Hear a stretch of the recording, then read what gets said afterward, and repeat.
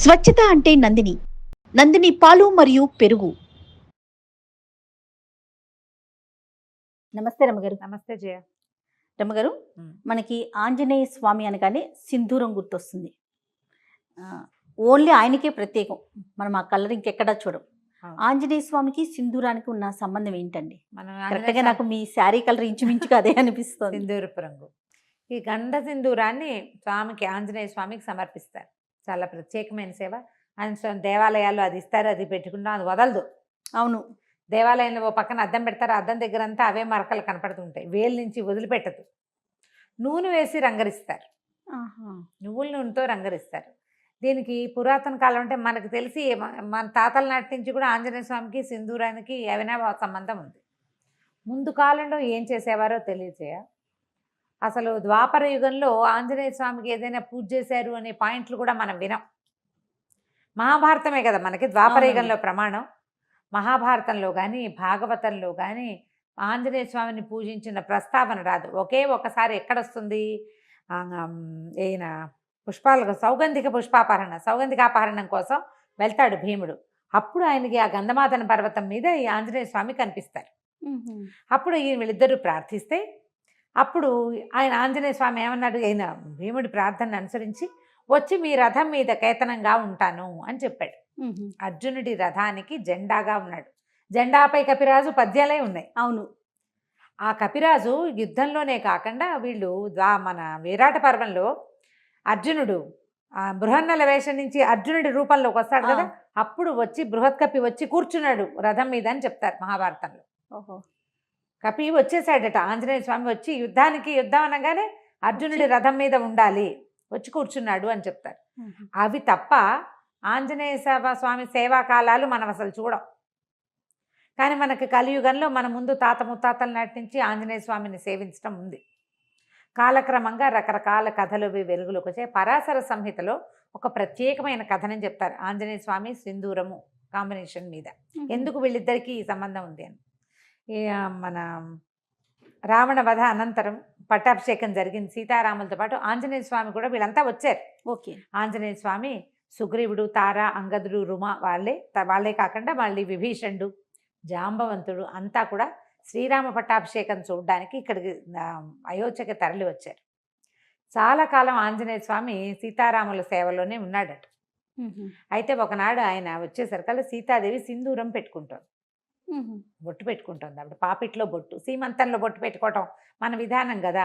అంటే ఇప్పుడు మనం రామాయణ కథ అంతా నార్త్ ఇండియా కథగా మనం చెప్పుకుంటాం. వాళ్ళకి పాపిట సింధూరం చాలా ముఖ్యం ఆ ప్రాంతం వారికి.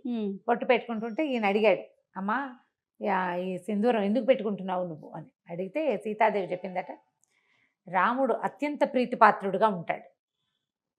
ఈ బొట్టే రాముని యొక్క ప్రీతి, ఆయనకి ఇష్టం. రాముడు ఎక్కువ కాలం, చాలా కాలం చల్లగా ఉండటానికి ఈ బొట్టు పెట్టుకుంటేనే ఆయనకి మంచిది. రాముని ప్రేమ, దానికి కారణం ఈ బొట్టు అని చెప్పింది. ఈయన ఆలోచించుకున్నాడు, ఈవిడ ఒక్క చిటికెడు బొట్టు పెట్టుకుంటేనే ఈవిడ తప్పిపోతే రాముడు ఎంత దుఃఖపడ్డాడు. ధీరోదాత్తుడైన వాడు, మామూలు వాడు కాదు, మహావీరుడు. ప్రపంచంలో ఉన్న వీరులందరినీ తోసిరాజనగలిగిన వాడు. ఆమె లేకపోతే ఎంత దుఃఖపడ్డాడు. అంత ప్రీతి, చిటికెడు బొట్టుతోటి అంత ప్రీతి వచ్చింది, అంత ప్రేమ భార్య అంటే. అందుకని ఆ సింధూరాన్ని తను కూడా పెట్టుకోవాలనుకున్నట్ట ఆంజనేయ స్వామి. రాముని ప్రేమ దాన్ని గెలవటం, రాముడు ఎంతో కాలం చల్లగా ఉండటం కోసం రెండు చెప్పింది కదా. అవును, ఆయన ఎప్పటికీ గెలుపొందుతూనే ఉండాలి రాముడు అంటే, మనం కూడా పెట్టుకోవాలనుకున్నాడు. పెట్టుకోవాలనుకుని ఈయన ఏం చేశాడు, సరే అట్లా వెళ్ళి సింధూరాన్ని తెచ్చుకున్నాడు. ఈయనకి కపి కదా, ముఖం అంతా వెంట్రుకలు ఉంటాయి. సీతాదేవి పెట్టుకున్నట్టుగానే పాపిటి పెట్టుకోవడానికి ప్రయత్నం చేశాడు, కుదరలా. ఇదంతా హెయిర్ ఉంటుంది, కుదరలేదు. సరే ఏమనుకున్నాడు, ఎట్లా రాలిపోతుంది ఇది, ఆవిడ పెట్టుకుంటే ఉందే, నేను పెట్టుకుంటే ఎందుకు లేదు, రాలకుండా ఉండాలంటే ఏం చేయాలని నువ్వుల నూనె కలిపాడట. అందులో కలిపిన తర్వాత ముఖం మీద పెట్టుకున్నాడు, నుదుటి మీద పెట్టుకున్నాక ఆయనకు అనిపించింది, ఒక్క చిటికెడు ధరిస్తేనే సీతాదేవి అంటే ఆయనకి పంచప్రాణాలు కదా, శరీరం అంతా ధరిస్తే రాముడికి ఇంకా ప్రీతిపాత్రుడిని అవుతాను నేను అనిపించింది. మొత్తం సింధూరాన్ని ఒళ్ళంతా అలదుకున్నాడు. ఆ స్వరూపంతో రాముడికి కనపడడానికి సభాస్థలికి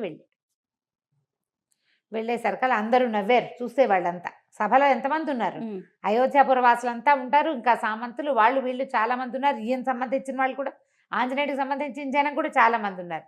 ఏమిటి వేషం హనుమ అని రాముల వారు అడిగితే అప్పుడు ఏం చెప్పాడంటే, చిటికెడు సింధూరం సీతాదేవి ధరిస్తేనే ఆమె నీకు అత్యంత ప్రీతిపాత్రాలైంది కదా, అందుకని నీ ప్రీతిని పొందడానికి నేను సింధూరం పట్టించుకున్నాను స్వామి అని చెప్పాడు.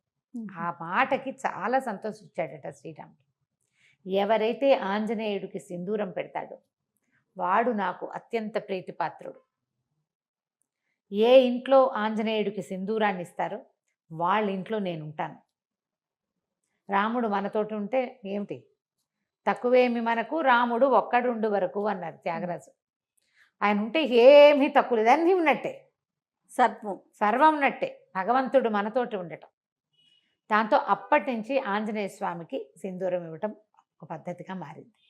ఆయనకి సింధూరం ఎక్కించడం అనేది ఒక సేవ ఉంటుంది. మంగళవారాలు కొన్ని దేవాలయాల్లో స్వామికి సింధూరం మొత్తం పట్టిస్తారు.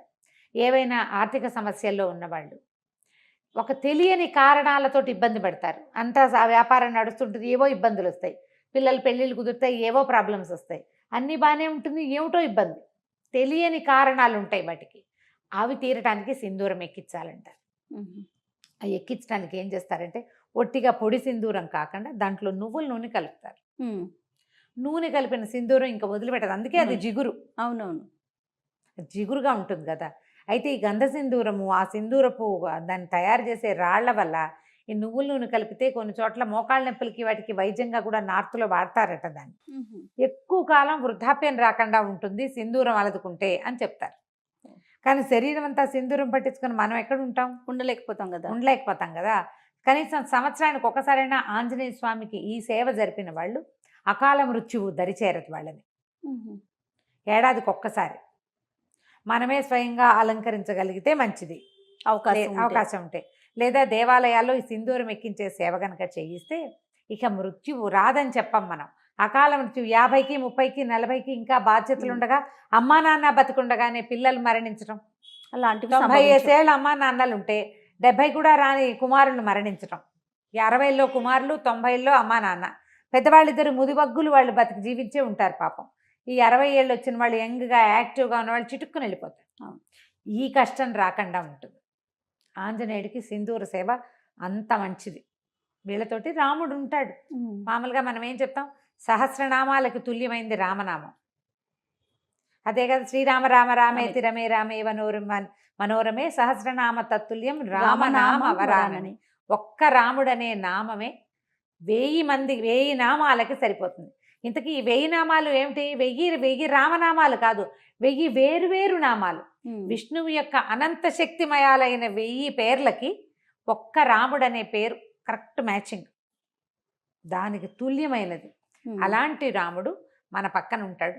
అందుకని ఆంజనేయ స్వామికి ఈ సింధూరం ఎక్కించడం ఒక పద్ధతిగా మారింది. మనం ఇటీవల కాలం మనకు దగ్గరలో కూడా ఆంజనేయ స్వామికి ఏముంది, ఆయన ప్రతి వీధికి సందుకి దేవాలయాలు ఉంటాయి.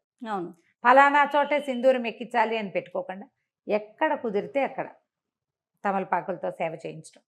తమలపాకులు ఆకుపూజ చేస్తారు కదా, ఆయన ప్రీతి. తర్వాత ఈ సింధూర సేవ, ఇది గనక చేయిస్తే చాలా విశేషమైన ఫలితం లభిస్తుంది. తప్పకుండా. నమస్తే. నమస్తే.